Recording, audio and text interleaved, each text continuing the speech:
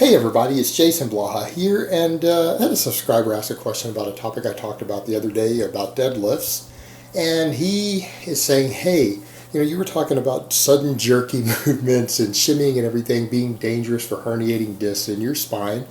Well, what about things like squats? What about things like the push press, the pin leg row? Don't these create that same sort of risk? So let me put on my +5 head of weaponsmithing, do a little bit of crafting, see if I can skill up here, and let's talk about that. No, absolutely not. And I think it's people aren't understanding what I'm meaning by these jarring movements. Yeah, okay, the pin leg row can put a jarring movement on your elbows maybe, if you aren't doing it correctly. Alright, push press, no, not really. Again, unless you're doing it incorrectly. The squat can do this if you do it incorrectly. So let me kind of break down what I mean by jarring movements. Jarring movements are when you go to deadlift, you're shaking and the bars are bouncing up and down and you can hear them clanging at the top. Alright, if you can hear the bars clanging for 3 seconds straight while you're trying to lock a deadlift while you're shimmying because it's too heavy for you to lift, you are bouncing up and down on your spine with that. Okay, you're putting a lot of force on your spine, especially if it's 500, 600 pounds or something you have on the bar. Okay, that is a lot of compression force being bounced up and down on your spine. The same happens with the squat if you do the same thing. And think about that for a minute. Any of you guys who've ever worked around power tools or air tools or anything like that, think about an impact wrench. As an impact wrench, you know that it has more torque. It can break loose bolts easier with less torque sometimes than a regular wrench. Why? Because it hits really fast, bounces it over and over. How does a jackhammer work? Does a jackhammer work by pushing hard against concrete, or does it work by bouncing into it? Think about it from that same perspective, the way a jackhammer works or an impact wrench works, and then think about a load, a heavy load on top of your spine because of a squat or a deadlift. All right, now think about that for a minute, of how much easier it is to just bust up concrete with a with a jackhammer. Think about how easy it is to just bust loose, stuck, torqued down nuts and bolts with an impact. It's really, really easy because it's hitting several times per second with that force repeatedly. It's not just one little bit of force, it's repeatedly in a short period of time. And it tends to break loose, torqued down nuts. You can bust through inches of concrete, and you can also bust through inches of cartilage. That is essentially what you're doing with those. So you shouldn't be, when you're doing a deadlift, it shouldn't be shimmying and shaking. You guys know exactly what I'm talking about. To where when you hear the plates clinging for 2 or 3 seconds straight, you know that, and you're watching them vibrate. Think about the compressive force being forced really quickly by those little tiny impacts upon your spine. All right, that can damage it. That can herniate discs. The same way that you bust through concrete. It's not about the amount of force, the amount of weight, because you could push the same amount of weight really hard, even harder. Sorry about that, guys. You can push the same amount of weight, even more weight, onto that concrete without it busting through it anywhere near like it does when the air is doing it. Same thing with those impacts. I mean, again, you don't have to have anywhere near the amount of torque, the amount of force when it's doing it multiple times, hitting it hard. Exact same thing.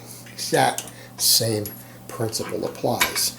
And, think about it this way. You know what? If you're doing that, you're not even strong enough to lift it. If you do that in a competition, are you going to pass? If the weights start shaking and clanking together in a competition, in a powerlifting meet, that means you're having up and down motion of the weight. That is not allowed on any lift in a powerlifting meet. It means that you're not strong enough to actually lift the weight in one movement.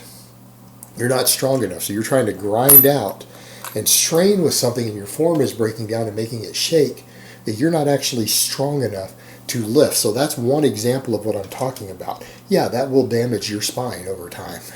Might do it the first time. That can herniate discs.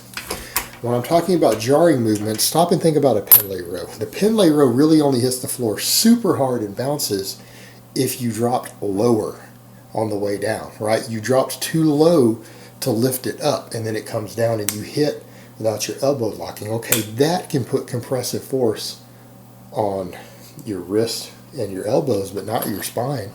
But that's bad form, isn't it?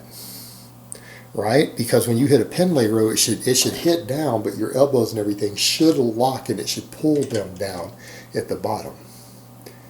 Right? They should be all the way extended and stretched and pulled. And it's not going to hit quite as hard because you've extended everything out, and that's slowing it down at the bottom. That's because you're letting your torso dip too low if it hits too hard. But that can damage those joints. Everyone knows that, especially if you're holding on to it too tightly when that happens. Well, the same thing happens on a deadlift. What happens when you do a touch and go deadlift and you bounce it off the floor? All right, you're hitting it, bouncing off the floor and jarring. That can cause some side loading and shifting of your spine. You don't think that can slip a disc in your spine? You don't think that can herniate a disc in your spine? So heavy touch and go deadlifts are another example of what I'm talking about, a jarring movement, hitting when you're loaded on the spine. All right, that can do it. Yeah, you're bouncing it off the floor, and that can cause you to side shift, move to the side. You need to have a smooth reset. You need to come to a full stop every time you deadlift. Full stop every time you deadlift. Reset and do the weight again. You don't just bounce right back up. And also, how could you even get back into proper position? You're not back into proper position when it bounces off the floor. Because normally you've got to reset hips, retighten up, do everything right again. It can take us a fraction of a second sometimes more, to reset and pull again to get your ideal leverages. Well, you can't do that if it's bouncing off the floor. So again, you would also put your back in some anatomically incorrect positions. So again, when I'm talking about these jarring movements, when I'm talking about jerky movements, that's what I'm talking about. Now, the squat, you can do those things, sure, because you see guys trying to lock out a squat. What happens sometimes? They're shaking and then the weight starts bouncing.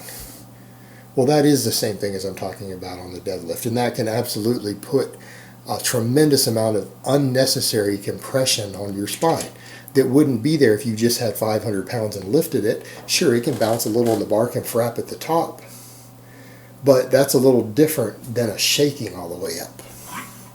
All right, yeah, the bar is going to frap a little bit on a fast deadlift. It's going to frap, but that's one up and down usually.